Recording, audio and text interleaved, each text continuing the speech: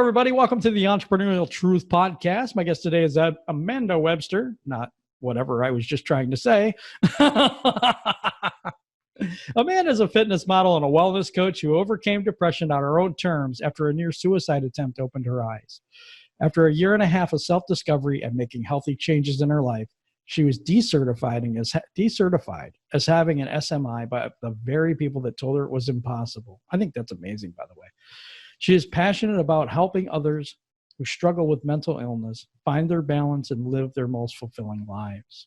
When not helping her clients through her coaching, she is finding ways to give back. She is an enthusiastic vegan and frequently has one foster dog in her home.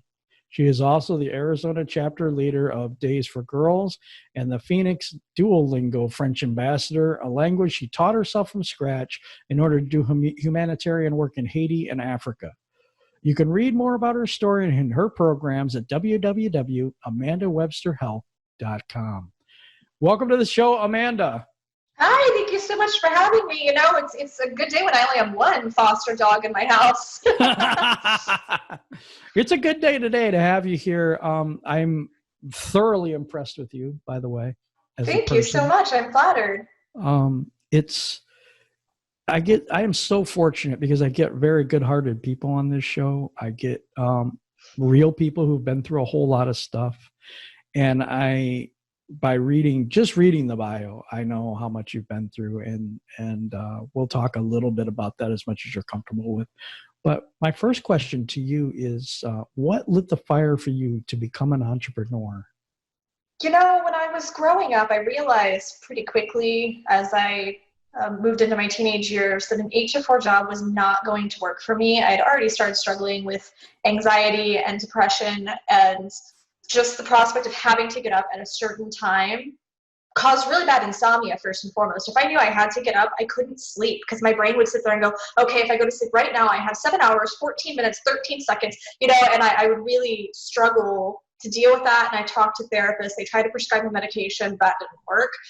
No medication that I was ever prescribed actually did any good. If anything, it made things worse. And I really tried to work with that until eventually I realized that an 8-to-4 job just wasn't in my cards. It wasn't what was meant for me. And I knew that I had kind of too much passion and too much energy to really be chained into that anyway. So it started initially in my teen years when I first started working, and I'd work, little jobs here and there. My very first job was McDonald's. Like a lot of people. Me too, actually. No, not my first, but it was one of the first. And it's kind of ironic because now I wouldn't touch fast food with a 20-foot pole pretty much, but I guess it just goes to show how much I've grown since then. But I just realized it was so difficult, and I realized that I wanted to do more than just go and earn a paycheck. I didn't want those limitations set on me. And obviously, it is a challenge when you're really passionate about something and you really want to fuel that fire, to put that energy, to put that passion into something, and you're not really sure what. And so for a long time, it was a matter of just kind of throwing myself in all these different directions, hoping something would stick, because I didn't know how to really listen to myself, to my heart, to follow what it was I really wanted to do. And it didn't actually hit me until that near suicide attempt that I knew I was meant to help other people, but I didn't realize that I could do that as part of a career, as part of a job. So that was the moment where I really said, I think that this is what I meant to do. And it really started just kind of falling together. And I think that's interesting that once you find what it is you are passionate about and what it is you're meant to do, the cards kind of fall on the table for you. I'm not saying it's easy. It's absolutely not easy. I still have challenges, but you'll see the universe kind of giving you those little signs of, yep, wink, you're in the right path, you're in the right direction. Yeah, I noticed that too in my life. We're very similar in some ways. For me, it was kidney failure, and almost died 3 times during that point in time. Wow. To realize, what I wanted to do. And, I still throw myself into all kinds of different things. So I think I'm still there with you. But me too. I get bored super easily. I build websites now, make logos for people. I'm on 3 different podcasts. I do a Detroit Lions show. I had a guy from ESPN on there. That was pretty cool. Wow. But it was like, there's just so many things to do. And I think that what happens to us, and I'm not going to try to speak for you, but just tell me if I'm right, that when you get to a point where you have all this energy, passion inside, sometimes when you can't find that right thing, it becomes really, really, really frustrating, and it starts to become a detriment instead of a positive until you find that path. I actually think that starts to exacerbate depression and anxiety because you're not being authentic to yourself, and you're not listening to what you already know inside. You're not listening to your heart. And a lot of people think that that's a very cliche thing to say, oh, listen to your heart, it'll lead the way. There's a lot of fine print to that, don't get me wrong, but I think at the end of the day, we know who we are and we know what it is we should be doing. We already have kind of that blueprint in our head. And once we listen to that and we check in with that, it really actually did alleviate a lot of anxiety for me to know, okay, I have challenges in getting to where I want to be, but now I know where I'm going. I have a direction. And that really did help with, that anxiety and stuff that was just building, because I felt like I was being somebody I wasn't. I was never meant to work an 8-to-4 job. I know that. I was never meant to just get by day to day. I was never meant to just go through the motions. I don't think really anyone was, but I do think obviously there's a place that a lot of people thrive well and can be happy in an 8-to-4 job. I just know that wasn't my path. Yeah, me too. I had a hard time with structure, I think is the way I want to put it. And it's funny because when you don't have to get up at a certain time, funny thing is I still get up at the same time. I do. I absolutely do. I actually get up earlier now, but it's the mindset of knowing that if I need to sleep in, if I have a really hard night, if I do end up having some anxiety or having some panic attacks, whatever, just the comfort of knowing that I don't have to get up. It is my choice to get up. Makes all the difference in the world. Does. And I usually get up about 5, 6 o'clock and start my day. There's a 4 in the morning. There is. And I experienced it. I had a meeting at 4 in the morning this morning. Wow. I'm not kidding. Yeah, I've had to get up sometimes really early for photo shoots and stuff because we need to get the light correct if we're doing like a natural shoot. Just sitting there going, ugh, that's what fake lighting's for. You're like, yeah, whatever. You have enough light. But okay, so I see that you have had a lot of things that have happened to you. I want to talk specifically about what led to feeling like you didn't want to be here anymore. What was the feeling of, what you were going through at the time? How did that build up into that? Well, it's interesting that you say build up because that's just it. It built up. It just wasn't one feeling. It was an accumulation of a lot of feelings that just led to a complete overwhelm and a complete sense of hopelessness. And I tried everything. I thought at the time. I went to the counselors, I took the drugs, I had done that yoga class, I read the self-help books, and I just still found myself feeling so empty and desolate and completely and utterly desperate all the time. I never really genuinely felt happy.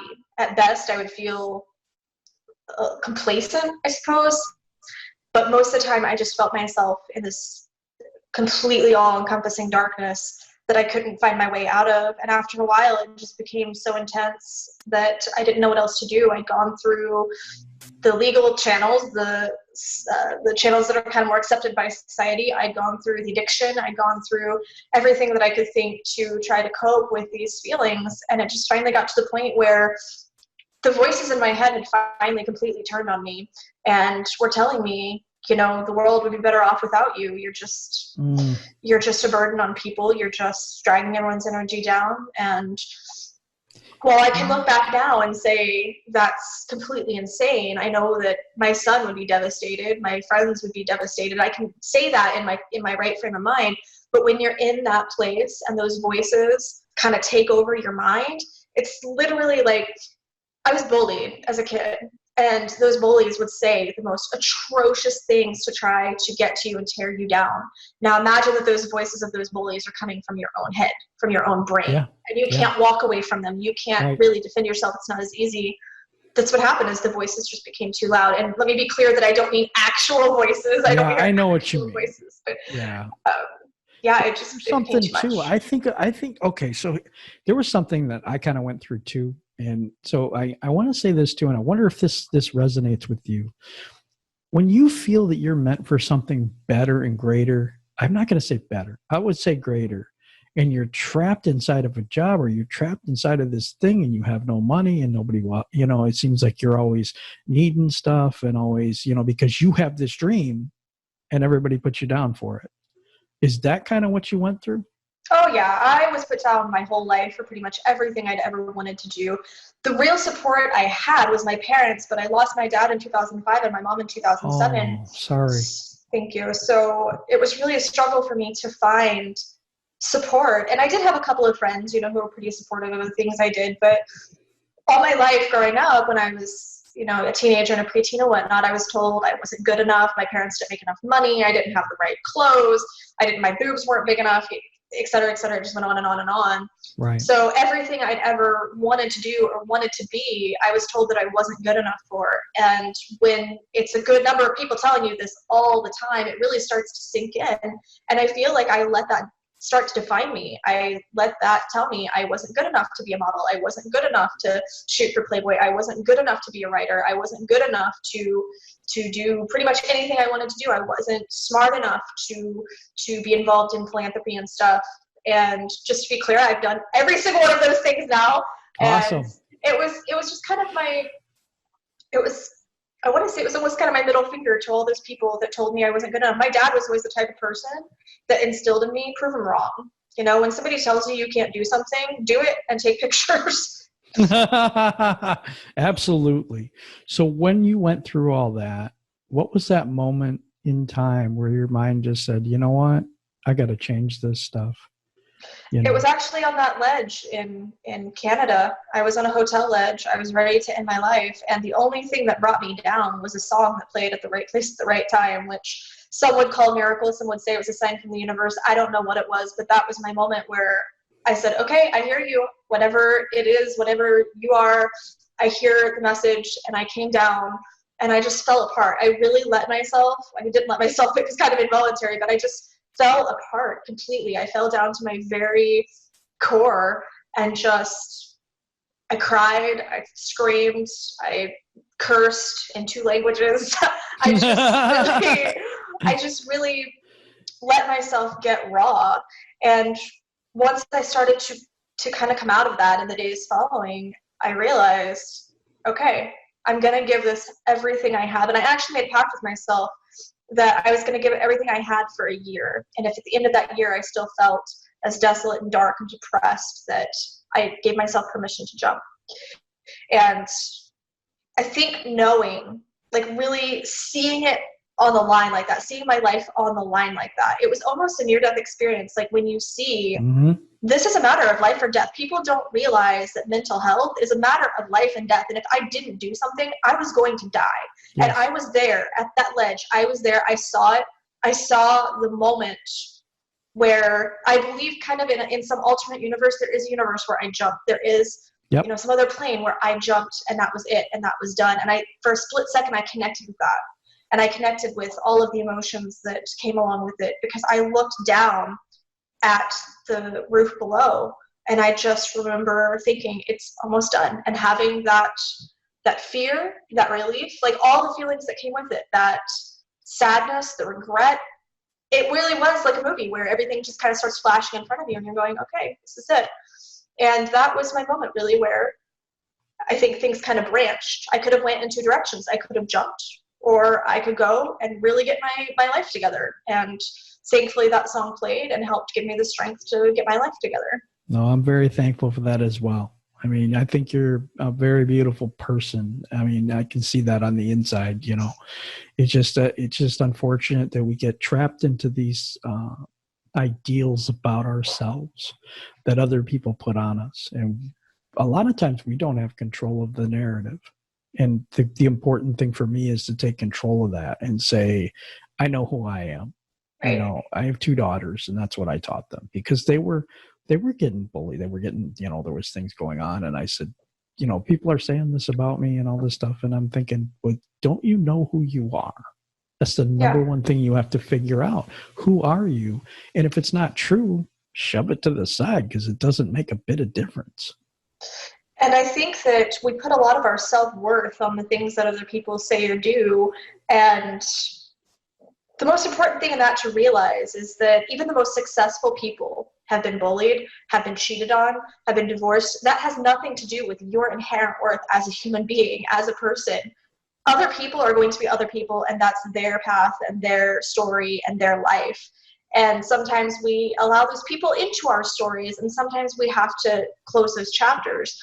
And I have a really close friend who's going through divorce right now, and she keeps allowing that to, you know, define her. She wasn't good enough. He cheated on her. She's a bad person. And I said, you know what? You do realize that, let's just take Jennifer Aniston and Brad Pitt, for example. She's an amazingly gorgeous, successful woman who still got cheated on, who still ended up being divorced. That doesn't make her any less worthy. It doesn't make her any less of an amazing, successful human being. That's true. I mean, obviously I don't know her, but she seems to have a great heart. She seems to be a good person. Yeah. You can't let the Brad Pitts of your life define, you know, who you are. Right. You can't let someone else's, I'm not going to say mistake, because I don't think that's a mistake. Just their experience, what they need. They might have different what they needs did at that to time. you. I think what they did, or their transgression. Let's put it that way. Define who you are. Okay, I want to switch gears, because I think there's a good ending to this story, and I'm going to get to that part of it. Everybody loves endings. I do too. But I'm just saying, okay, so you go from that point. What's next? What happens for you next? From here on out, or from that point on out? From that point. What starts changing in your life? What do you do to get back and to be who you are today?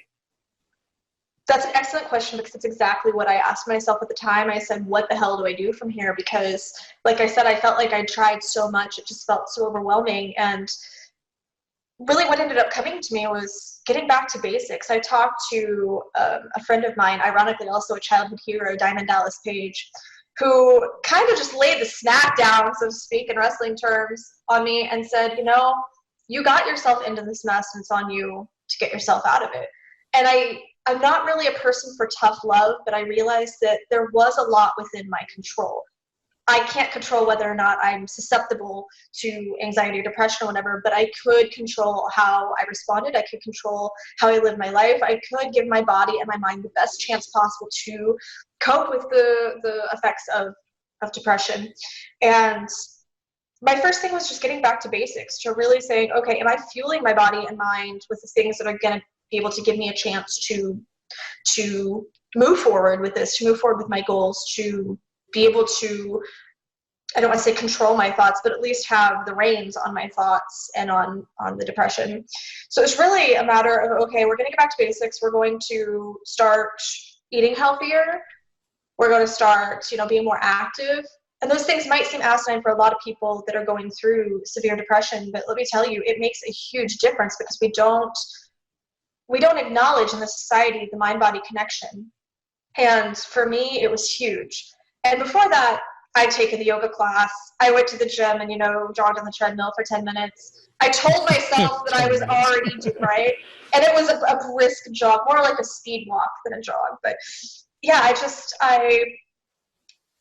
had made myself believe, I had this cognitive dissonance that it kind of made myself believe that I was doing everything I could. Deep inside, I knew better. And once I started making some of those changes and I started chipping away at what I didn't want in my life, in my mind, in my body, that really started helping me, number one, have the energy to pursue the things I want. Because I feel like you can have all of these dreams and all of these goals and all of these wonderful ideas, but if you don't have the energy to bring them into fruition, they're never going to manifest. And I really had to work on a lot of my habits that were draining me of energy physically and emotionally. And I mean, emotionally turns physical and physical turns emotional. So yeah, I was really changing my life in general, just completely overhauling all of the things I thought I knew about myself or about my lifestyle, all the things that I thought I was doing right. I knew deep inside I wasn't. And again, just really checking in and listening to my heart and listening to my gut instinct, because it's interesting that our gut is actually connected directly to our brain via the vagus nerve. So that gut instinct you feel is a very real physical thing. Most people don't really know that or don't look into that, but it is actually the electric pulses of the vagus nerve sending us signals when something feels off, whether in our body or our environment. Yeah, that makes perfect sense. And it's tough to because I really do, man, I have a big understanding of how you do that, deal with stuff, because it's the same thing here, you know. You feel like you're doing everything you can, but yet when you're confronted with that, either by yourself or someone else, you start to realize, you know, really, I only really did this much work on this particular project, right? You know, I kind of could have done more. I thought I spent hours on that. It was 20 minutes. You know, you know what I mean? Yeah, that's essentially what it was. Is I kept telling myself, but I'm doing everything, and it almost felt like I was being defensive against myself. Like I'm sitting there going, Amanda, you're doing everything you can. What else can you do? Well, plenty, to answer the question. There's always plenty you can do, and I don't pretend that I'm perfect. I know that every day I can learn and grow and expand and improve myself, and that's kind of the beauty of it, isn't it? That there's always more to discover and more to improve upon. And I kind of liken it to language learning, because when I was learning French, at first you feel, well, I'm doing everything I can. I'm doing all the things because I'm doing this app for 10 minutes a day. You're really not. If you really want to, you know, move forward in that, you have to put some energy into it. And you can spend months and still feel like you're not getting anywhere. But once you look back, you can say, wow, I could actually do XYZ. I can actually have this little conversation, or I can actually read this article, or I understood more words in that video. So it's really a process. Everything's kind of a process. Everything is, though. All learning is. All learning is. And it seems like this big task. But as someone said a long time ago, how do you eat an elephant? One bite at a time. It's kind of the way it is. That's horrible to say to the vegan. Well, we don't actually eat elephants either. So and, you know, I'm sure somewhere they do. Yeah, probably so. I don't know. Actually, I really don't know that. I think there's elephant soup in some part of the world, but there probably is. But I'm not into that. So anyway, so we go forward now to today, and how are you doing now, and what are you into, and what are you doing? It's crazy to think that a year and a half ago I was willing to just end everything, because now I get up and I have this zest and this enthusiasm of, it's not what do I have to do today, it's what do I get to do today? What do I get to play with? What do I get to be involved in? And I've been working on a program I'm launching at the end of the month that kind of goes through the steps that I took to get from rock bottom to where I am now and how I'm happy. So I've been working on that. During this time of COVID, it's been really interesting for all of us to, you know, experience the shift in our life and go through this whole new set of challenges that were completely unprecedented. And I see that a lot of people are struggling with that. But for me, it's kind of honestly a forced vacation. And I'm not saying I don't have my own struggles. I very much do, like having all of the work of my third grader now on my plate and my lap, having to teach all that. It's definitely a challenge, but finding the joy in that, finding the happiness in that, saying, okay, I get to spend more time with my child now, even when he's driving me absolutely crap nuts. I get to work on my program. I get to meet with these clients. I get to, even if I'm just spending time doing silly hobbies or silly things. Last week, I ended up reading a trashy romance novel just because I wanted to do something that was kind of mindless and not really any purpose. We always just for you. Yeah, just for fun. We think that we always have to be doing something, but I think it was Wayne Dyer that said we're human beings, not human doings. Yes. And sometimes it's awesome just to get out and go for a bike ride or walk around your neighborhood. I mean, that's still safe in my area. Please be aware of your own regulations where you are, but just enjoying the little things has been so awesome for me during this time, and really connecting and getting excited, letting myself get stupid excited when my favorite YouTube guy posts a new video, or when my kid beats a dungeon on The Legend of Zelda. He just started playing Zelda, and I'm such a proud mommy because he beat his first dungeon last week. And I'm just sitting there, he's dancing like a fool because he's all proud of himself, and I'm just glowing as a proud parent that's like, yeah, in a month my kid watched the first Harry Potter and he beat his first Zelda dungeon, and yep, he's going to be just like me, isn't he? Which is not a bad thing at all. You know, if my kid turns out like me now, I would think that I did a good job. Yeah, and that's, kids are challenging. I'll tell you what. It can be. It very much can be. But I have been really encouraging people to look at this whole situation as a time to reflect on what it is you are, like who it is you are, where it is you are, and where it is you want to go, who it is you want to be. And I read this thing the other day that says, if you want to be proud of yourself, you have to do things that make you proud. Wow. So during this time of COVID, what's going to actually make you proud? Is it gaining 20 pounds by sitting and binge watching shows on Netflix and eating and eating ice cream? Oh, I'm totally jaded that they are postponing season 5 of Lucifer on Netflix. I'm pretty jaded about that. Don't get me wrong. And I absolutely have my moments where I sit there with my dark chocolate covered strawberries and watch a movie or whatever. But oh no, I think it's balance. You know, like everything else is balance. Are you still getting up and getting some movement in? Are you being productive? Are you spending quality time with your family, or are you scrolling Instagram all day? I think it's how we perceive this time, like our perspective about this time, and how we choose to spend it. Because if you're not changing it, you're choosing it. If you are saying, oh, you know, I just have this really unhealthy lifestyle, I'm just not really active, well, that's a freaking choice. You have the choice to make different decisions so that that's not your lifestyle anymore. Because my lifestyle used to be getting up in the morning and doing a line of cocaine and self-harming and at one point in my life smoking cigarettes. My lifestyle used to be extremely, I don't want to say lazy, but just not active. I was not an active person. I didn't go to the gym. I didn't get up, you know, and ever think about exercising. That never crossed my mind. So at that time, that was my lifestyle. These different times in my life, those were my lifestyles. But I made choices and changes along the way that gave me a whole new lifestyle that is astronomically better than getting up and feeling the need to do drugs just to get through my day. Wow. You've come so far in such a short time, really. Yeah, that's the crazy thing about it is just how short it was, because it doesn't seem like it was that long ago. And there were some things that were going on during that time period that still, you know, come up for me and still are kind of an emotional challenge to face, but just allowing them to be there.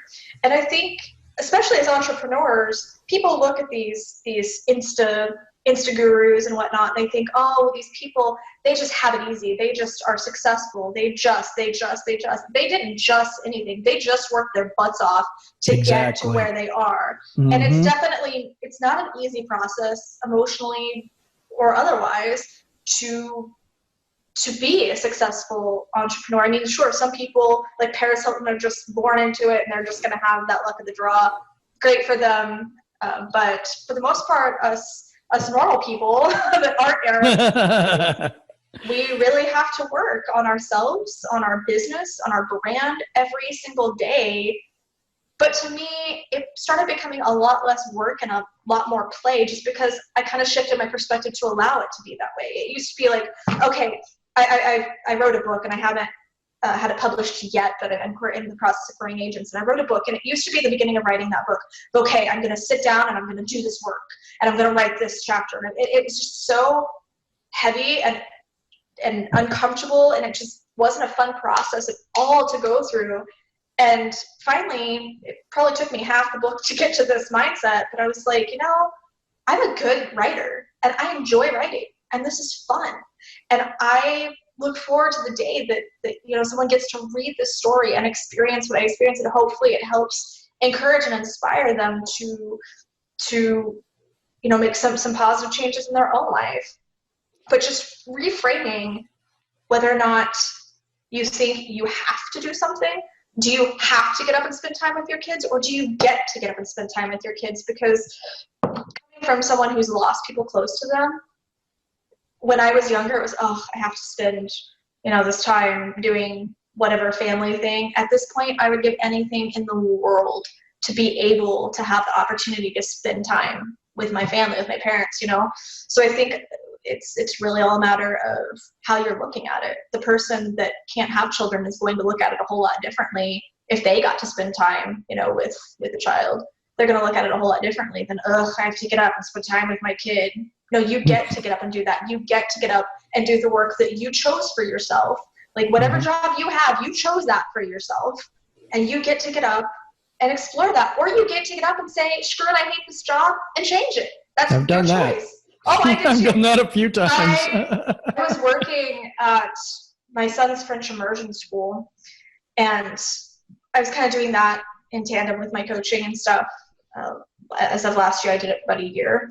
And I just woke up one morning and my coaching was doing better and my other work was doing better. And I kind of realized that I didn't really like children all that much, other than my own. And that's just not a good position to be in when you don't like kids. And it kind of just so happened that everything else was falling into place at the time. And I was getting other opportunities, to do the things that I really wanted to do because I was putting myself out there to get those opportunities. And it was so powerful to just say, this isn't for me. And I'm that person that I will get up and say, I'm done. And I just put in my notice, and I was respectfully did my last couple weeks, but there was this Herbalife bar that a little store or whatever. We would sit there and chat and stuff, and I got to know the owners pretty good. And we'd talk all the time about business. And there was one day where I was working at this shop, and it was just killing me. I mean, it was really physically hard. I could barely lift my arm past light.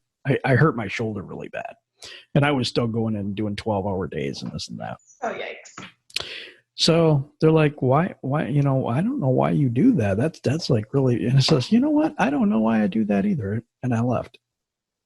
Just that day I didn't go in, so they called me back and I went back in after that. But he's just like, what's wrong? I'm like, I don't feel like being here anymore. And once you get to that point, once you really realize that it's not for you, you will find a way out of it. I was a caregiver for an elderly woman for a while, and I loved her. I still keep in contact with her. I think she's an amazing human being, but the energy of the job was just draining me emotionally.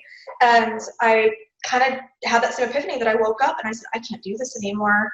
And I told her, because I wasn't going to just leave her. So I told her, I really am exploring other options right now. I will help you find someone else.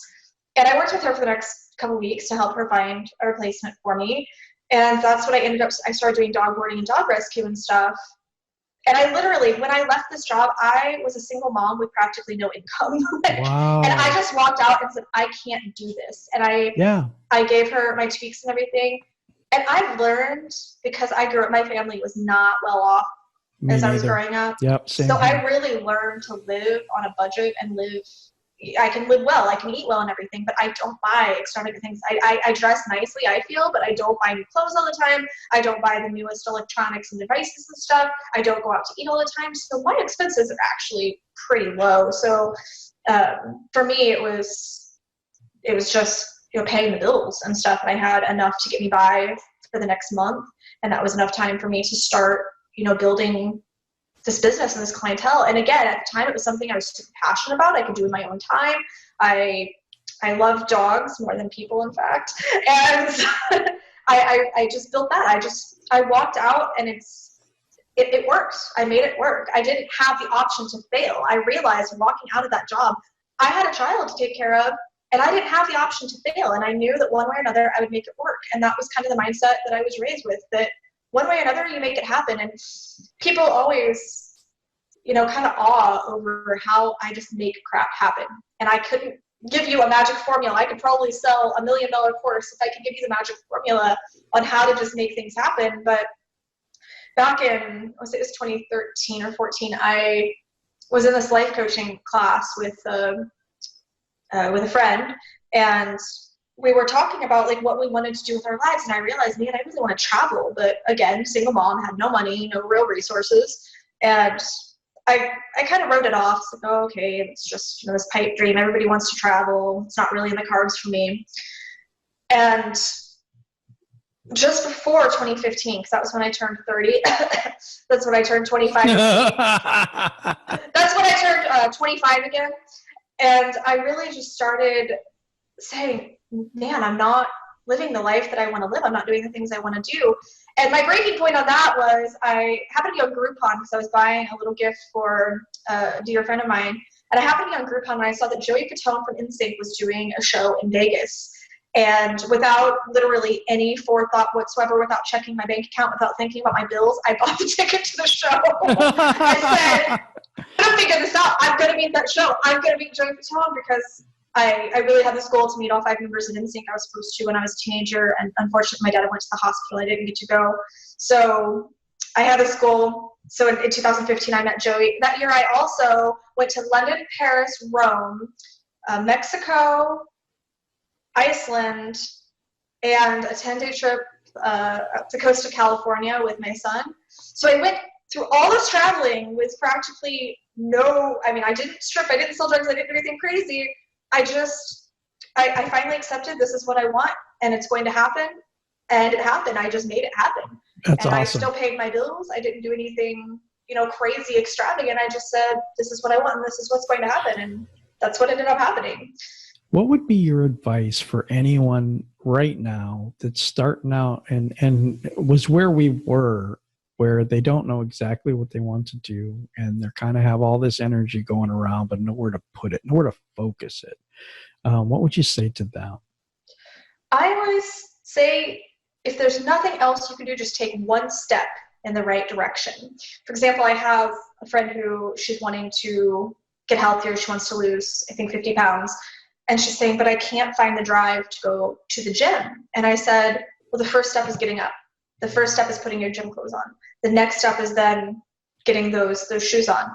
The next step is just going and sitting in your car, then just driving to the gym, just taking one step at a time. If you do something today that is for your business, for yourself, for your self-improvement, you're moving in the right direction. And likewise, if you eliminate one thing today that is hampering that is harming that, even if you don't know, oh, what should I do first, or what should I get rid of in my life, you know what is good for you and you know what's not, and just taking whatever action you can in the moment.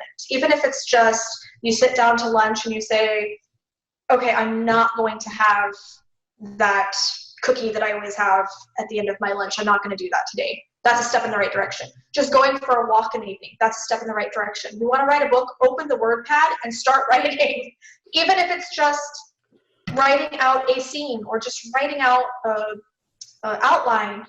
If you have a business that you want to start, or you have a program you want to do, just writing out the concept is something. Just do something. That has always been my advice. The worst thing that we can do is sit and agonize over whether or not we're doing things perfectly. That's the absolute worst thing we can do, because it doesn't matter. It doesn't matter if you're doing it in the right order. It doesn't matter if you're doing it perfectly. It matters that you're doing it. It matters that you're doing something toward that end goal. I totally agree. We are running out of time for this week's show. How do they get a hold of you for coaching and any other opportunities with you? If you could talk about that a little bit. Yeah, like you said in the beginning, you can go to www.amandawebsterhealth.com, and there you can either contact me if you want to share your story, if you have any questions.